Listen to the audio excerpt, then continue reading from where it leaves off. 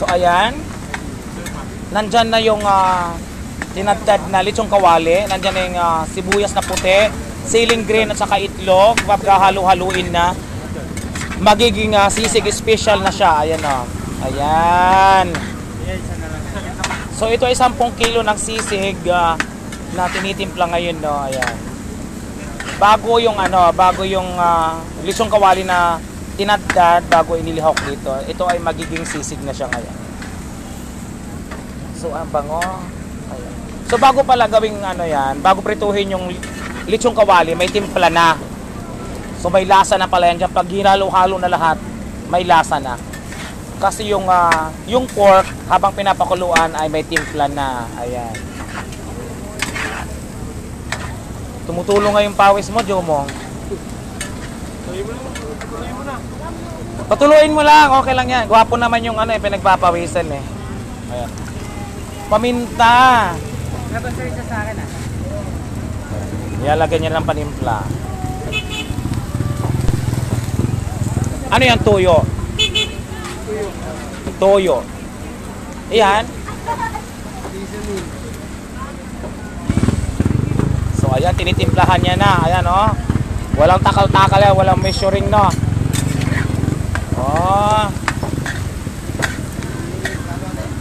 Bango. So nandito tayo ngayon sa Linyor Sisig dito sa Estero Sigado sa Quiapo. Tinitimplahan ngayon ang isang kawan ng sisig na special. At ito ang nagluluto ng special na sisig sa Quiapo. Ayan. Ito ang taga-timpla, taga-luto ng pinakasikat at pinaka-special na sisig sa buong Quiapo. Ayan, si Jumong. Ayan. Ayan.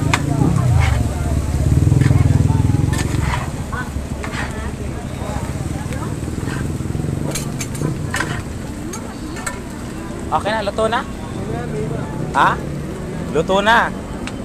So ito, finished product ng Linyor special sisig dito sa Estero Sigado. Ayan na, luto na isang kawa. Special sisig. Bakit siya tinawag na special? Masarap. Kaya tinawag na special dahil masarap.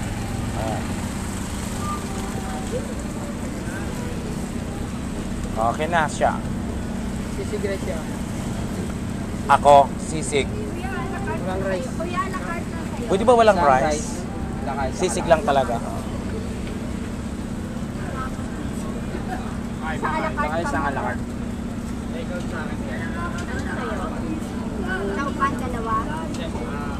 Ayan, may bumili agad. Kaluluto lang, mayroon na agad. Diba?